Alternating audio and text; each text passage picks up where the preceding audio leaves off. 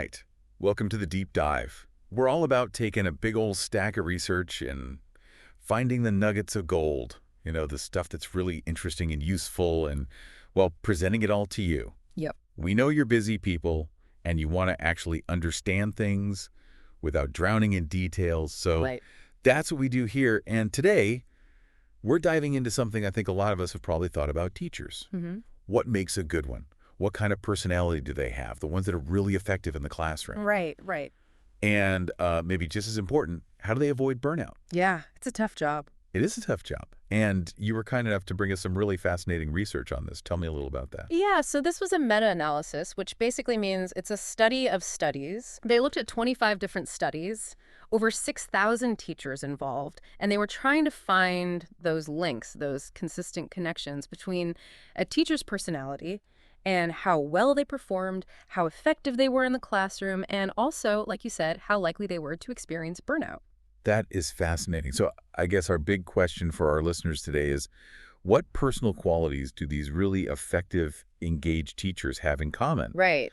How do they stay energized in what is honestly an incredibly demanding job? And to get at that, the researchers use this framework called the Big Five personality traits, which is like a pretty standard way of looking at the core aspects of personality. You probably heard of these. Oh, yeah? Openness, conscientiousness, extroversion, agreeableness, emotional stability, the big ones. Right.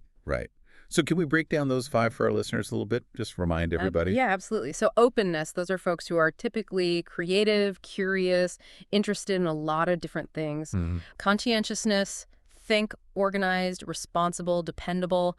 Those are the people you want to, get things done. Get things done. Right. Extroversion, those are the outgoing, assertive, energetic types. Okay. Agreeableness, folks who are kind, cooperative, trusting, easy to get along with. Yeah. And then emotional stability, those who are calm, pretty secure, not easily stressed out. Right. So our mission today, folks, is to dive into this meta-analysis and see what the evidence actually says about which of these big five traits seem to matter most, especially when it comes to being effective and, maybe avoiding burnout. Absolutely. So let's start with the effectiveness side. What did they find there? Well, the overall picture is really interesting. They found that 4 of the big 5 traits were positively associated with teacher effectiveness across all those studies they analyzed. Okay. The only one that didn't really show a strong link was, surprisingly, agreeableness. Wow. That's interesting right off the bat, right? I mean, you would think, wouldn't you, that being kind and cooperative would be, like, essential for a teacher. Yeah, you would think so, right? But it sounds like the data, at least in these studies, suggests that maybe there are other things that are even more important when it comes to effectiveness. However, they were defining effectiveness, but that's something we'll get into later. Exactly. And when they looked at the strength of those positive associations, extroversion actually had the biggest effect. So what that means is the difference in perceived effectiveness between teachers who were really high in extroversion and those who weren't was bigger than it was for other traits. Okay. Does that make sense? Yeah. And then following extroversion in terms of how strong those connections were was conscientiousness, then emotional stability, then openness. And again, all of those had statistically significant positive associations with teacher effectiveness. Okay, so what does statistically significant mean in plain English? Good question. It basically means that the researchers are pretty confident that those findings weren't just random flukes. Like, it wasn't just a coincidence. Right. There's enough evidence there to say, yeah, these things are probably connected. Okay, that makes sense. So we're seeing that teachers who are outgoing, organized, emotionally resilient, and open to new ideas tend to be seen as more effective. Yeah. But that agreeableness factor, while it had a little positive blip, wasn't strong enough to really be considered significant in this whole analysis. Right.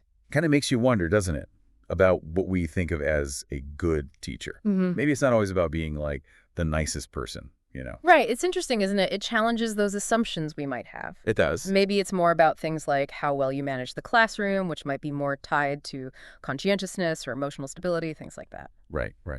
So, yeah, lots to think about there. Now, let's switch gears a little bit and talk about teacher burnout, which is a huge issue. Oh, yeah. I do want to mention, though, they found fewer studies in the meta-analysis that specifically looked at personality and burnout. So we should be a little cautious with these results. Okay, small sample size, so take it with a grain of salt. Exactly. So what did those studies show? What personality traits seem to be related to burnout?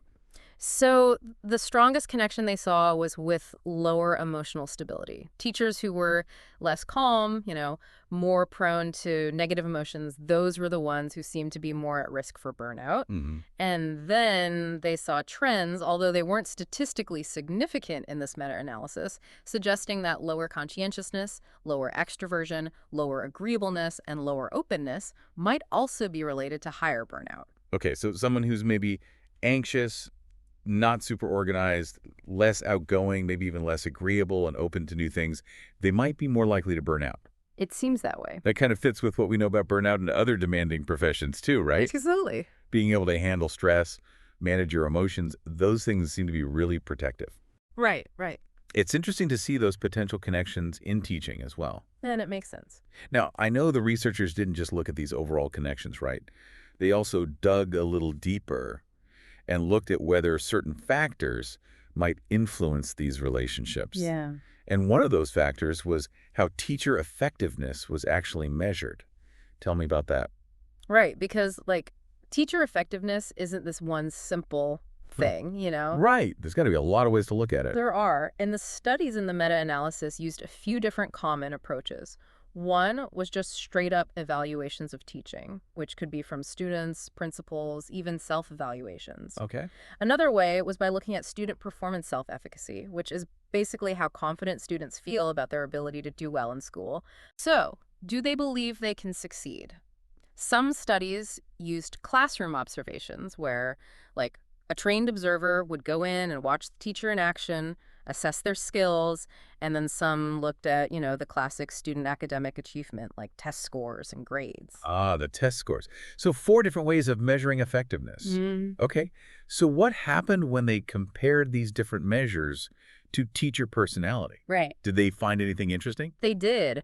The big finding here was that teacher personality was only significantly associated with evaluations of teaching, and this was strongest for, you guessed it, extroversion, conscientiousness, and openness. So let me get this straight. You're saying that teachers who are more outgoing, more conscientious, more open to new things, they tend to get better ratings in their evaluations. Exactly. Makes sense. Right. Think about it like a teacher who's more outgoing and energetic, they might be better at engaging students, building those relationships, which can lead to, warmer, fuzzier evaluations. Right. They're more fun to be around. Yeah. And a conscientious teacher, they're going to be well prepared, organized, which students and administrators are probably going to appreciate. Yeah, makes sense. And then the open teacher, they might bring more creativity and innovation into the classroom, so that could influence how people perceive them. But what about student achievement? What about the test scores?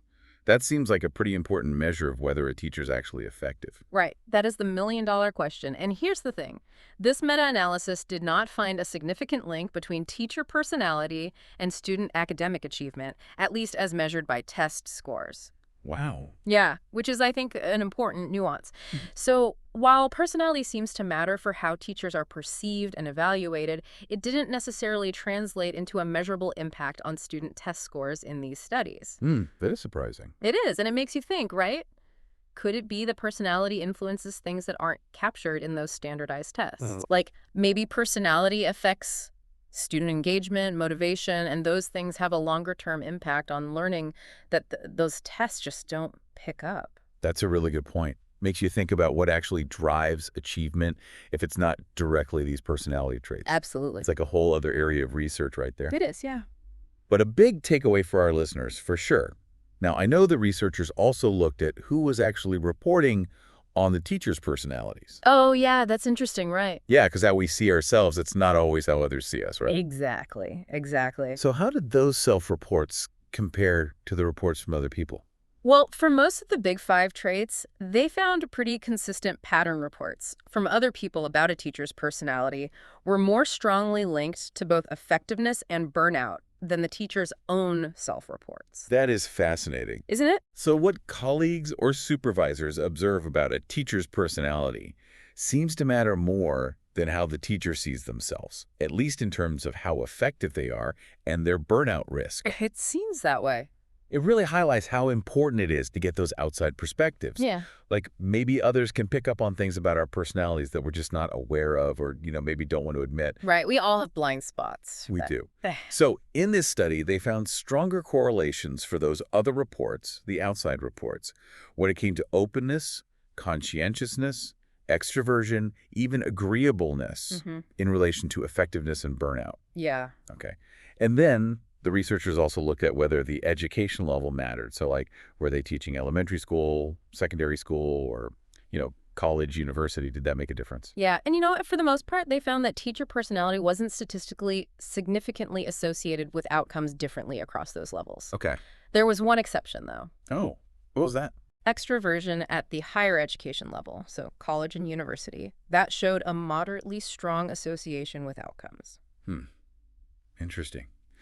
So it seems like being outgoing and energetic might be especially helpful when you're teaching older students. It could be, yeah. Maybe it helps you, engage them in lectures or have those really lively discussions. Right, keep things interesting. Yeah. The researchers said that this finding actually didn't really support the idea that personality might be more influential at lower levels, Hmm. where, teachers are interacting with students more often, more directly. Yeah. So it seems like the relationship between personality and teaching effectiveness might be more complex than we initially thought, at least across those different levels of education. Right. It's not a simple one-to-one thing. Now, can we go back to that agreeableness thing for a Yeah, minute? let's unpack that a bit more. It's still kind of surprising, isn't it? It is. Like not being significantly linked to effectiveness, Mhm. it just seems counterintuitive. I know, right. Did the researchers have any thoughts on why that might be? They did. They offered a few possibilities. One is that it might just be the context of teaching. Like Mm. maybe there's a certain baseline level of agreeableness that's kind of expected of teachers. And beyond that, it just doesn't make a big difference in how effective they are. Okay, so everyone's already starting from a pretty agreeable place. Right, right. Another idea they had was that maybe there wasn't enough variation in agreeableness within those teacher samples they studied. Like if most teachers are pretty high in agreeableness to begin with, you're not going to see a strong correlation with effectiveness. Because there's not enough of a spread to really compare. Exactly, yeah. And they were careful to say, like, look, don't jump to any big conclusions about agreeableness based on this one meta-analysis. Right. We need more research to really figure out how it plays into teaching. Yeah, there are always caveats. So let's bring this home for our listeners. Right. Given all these findings, Hmm. what are some of the practical implications here? Good question. Like, how might this research actually be useful in the real world of education? Okay, well, based on this meta-analysis, the researchers thought personality assessments could be a good tool for professional feedback and self-reflection for teachers. Okay.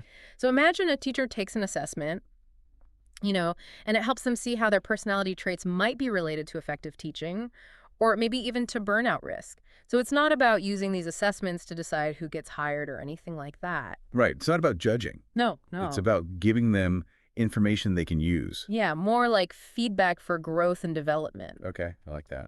But, and this is important, the researchers were really clear that we should be cautious about using these kinds of assessments for those really high-stakes decisions. Right, yeah, like hiring and firing. Yeah. They did suggest, though, that multi-source feedback could be helpful. So that's where a teacher gets input on their personality from different people, students, colleagues, administrators. Oh, a 360-degree kind of thing. Exactly. And then they also thought this research could help us develop better professional development programs.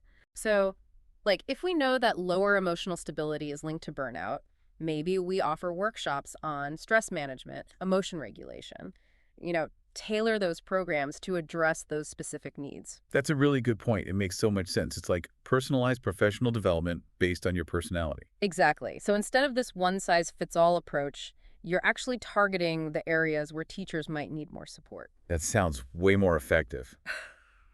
But we do have to acknowledge that this meta-analysis had some limitations. Of right? course, yeah. What were some of those? Well, like we said before, some of the studies they looked at had pretty small sample sizes, which means we can't be as confident about those findings. Okay. And a lot of the studies were from, those so-called weird countries, Western, educated, industrialized, rich, and democratic. Right, so the findings might not apply to teachers in other parts of the world. Exactly. We need more research in different cultures to see if these patterns hold up. Okay.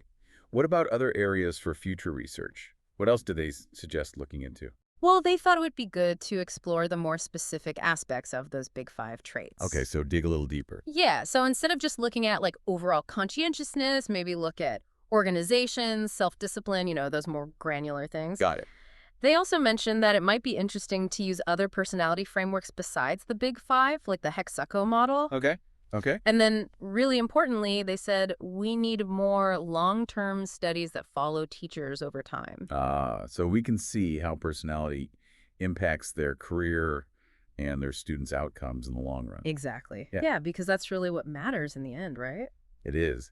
So it seems like this meta-analysis gives us a good overview of where the research stands right now, but clearly there's still so much to learn about this whole teacher personality thing. Absolutely. But I think it gives us a good place to start. It does. So, just to recap those key takeaways for our listeners, it seems like being extroverted and conscientious are really important for perceived effectiveness, Yeah. especially in those teacher evaluations. Emotional stability seems to be linked to lower burnout, although we need more research on that for Yeah. sure.